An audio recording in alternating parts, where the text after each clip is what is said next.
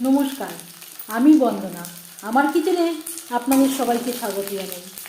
আবারও এসে হাজির হয়েছি মাছের পকোড়া বা ফিশ পকোড়ার একটি রেসিপি নিয়ে।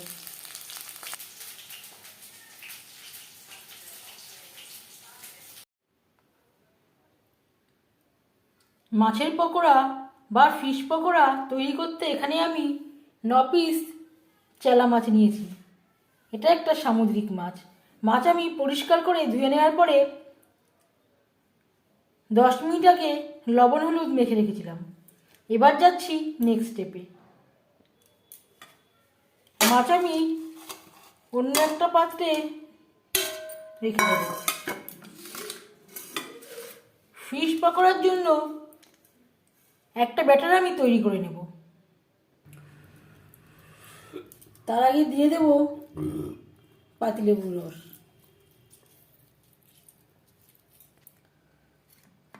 আবারও বেশ ভালো করে মেখে নেব। দিয়ে দেব আদা বাটা, 1 চামচ রসুন বাটা, কাঁচা লঙ্কা বাটা। বেশ ভালো করে মাছের সাথে মিক্সড করে দেব।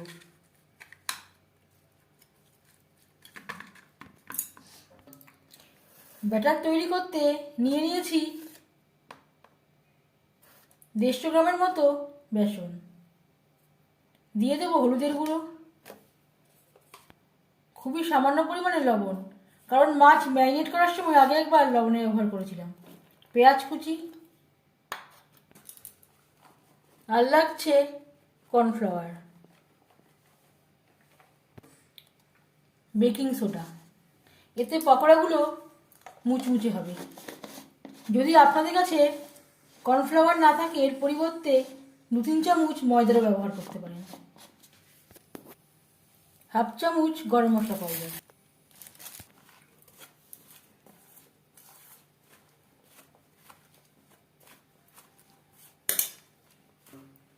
ময়দা ও কর্নফ্লাওয়ারের সাথে সমস্ত উপকরণ মিক্সড করে দেওয়ার পর অল্প অল্প করে জল দিয়ে একটা ব্যাটার আমি তৈরি করে নেব।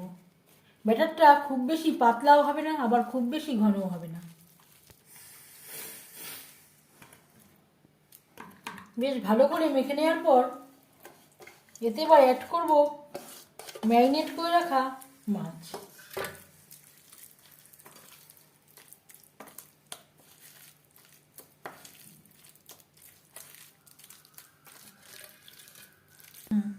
আর দিয়ে দেব বাটিয়ে ধুয়ে খুবই সামান্য পরিমাণে জল, যাতে পুরো মশলাটাই অ্যাড করতে পারি। আর দিয়ে দেব রেড চিলি পাউডার। এটা আমার আগে দিতে মনে ছিল না। আবারও বেশ ভালো করে মেখে নেব। যদি ব্যাটারটা পাতলা হয়ে যায়, অবশ্যই একটু ময়দা বা কর্নফ্লাওয়ার অ্যাড করতে পারেন। যেভাবে আমরা চিকেন পকোড়া তৈরি করি, অতটা শক্ত করে, অতটা ঘন করে ব্যাটার তৈরি করতে হবে না, তার থেকে একটু পাতলা হবে। আবার খুব বেশি পাতলাও হবে না, তাহলে তেলে দিলে ছেড়ে আসবে। বেশ খানিকটা রিফাইন্ড অয়েল গরম করে নিয়েছি। এবার দিয়ে দেব মাছ।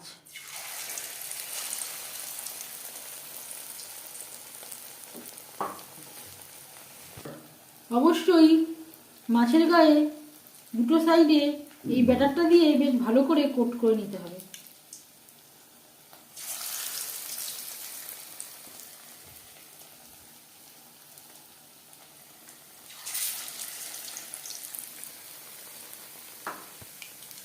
হাই ফ্লেমে তেল আমি গরম করে নিয়েছিলাম।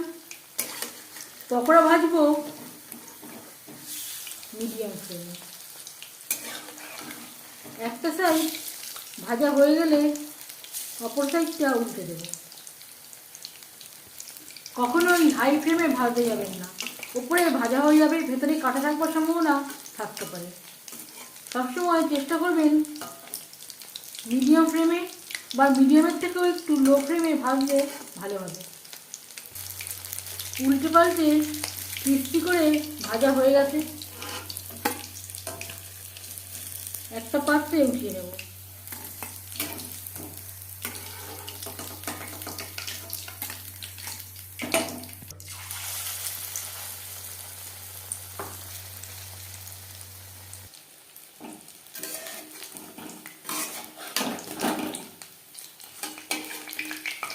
প্রত্যেক ব্যাচের ফিশ পকোড়া একইভাবে ভেজে নেব। আমি আর ধনেপাতার ব্যবহার করলাম না, আপনারা চাইলে ধনেপাতা কুচিও অ্যাড করতে পারেন।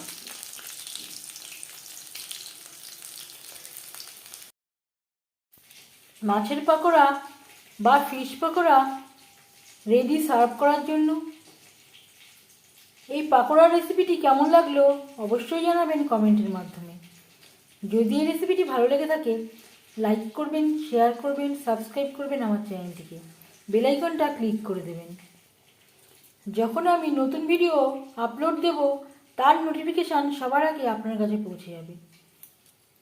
আপনারা সবাই অনেক অনেক ভালো থাকবেন। এই ভিডিওটি দেখার জন্য ধন্যবাদ।